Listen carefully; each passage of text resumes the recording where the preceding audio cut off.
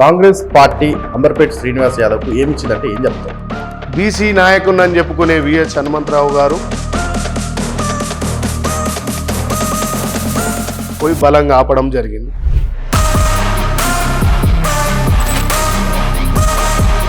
డివిజన్కి ఒకటి on camera మాట్లాడుతున్నారు, మర్చిపోతున్నా.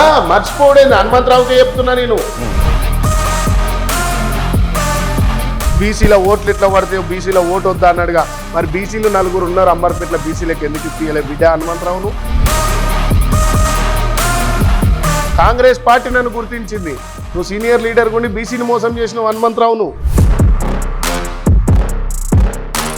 ఆల్ ఇండియా కాంగ్రెస్లో కోఆర్డినేటర్, ఎమ్మెల్యే ఎంపీ కంటే పెద్ద పదవి ఇది.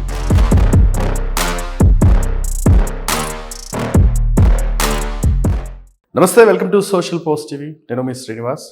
ఇక కేసీఆర్ పాలనను కాదని కేసీఆర్ గద్దె దిగాలని చెప్పి యావత్ తెలంగాణ రాష్ట్రమంతా ఉద్యమం తారాస్థాయికి చేరడంతో ఇవాళ ప్రజలు మొత్తం మూకుమ్మడిగా కాంగ్రెస్ ప్రభుత్వాన్ని అధికారంలోకి తీసుకొచ్చారు. కాంగ్రెస్ ప్రభుత్వాన్ని ఇవాళ రేవంత్ రెడ్డి ప్రభుత్వం కొనసాగిస్తూ ఉంది.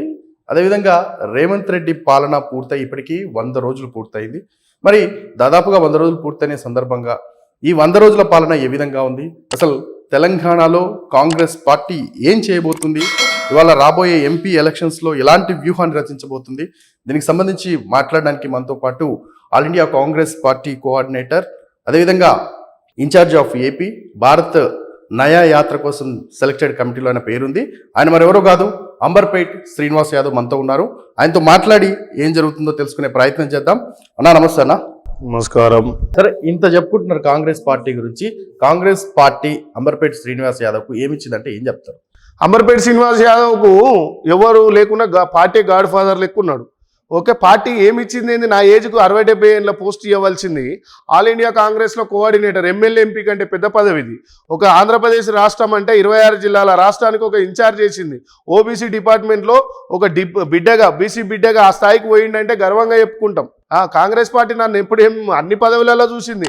యూత్ కాంగ్రెస్లో స్టేట్లో ఎలక్టెడ్గా గెలిచినాం, హైదరాబాద్లో గెలిచినాం, అక్కడి నుంచి ఓబీసీ డిపార్ట్మెంట్లో చేసినాం, కాంగ్రెస్ పార్టీలో చేసినాం, పీసీసీ సెక్రటరీగా చేసినాం, అధికార ప్రతినిధిగా చేసినాం, అన్ని ఏసీఆల పార్టీకి 100%.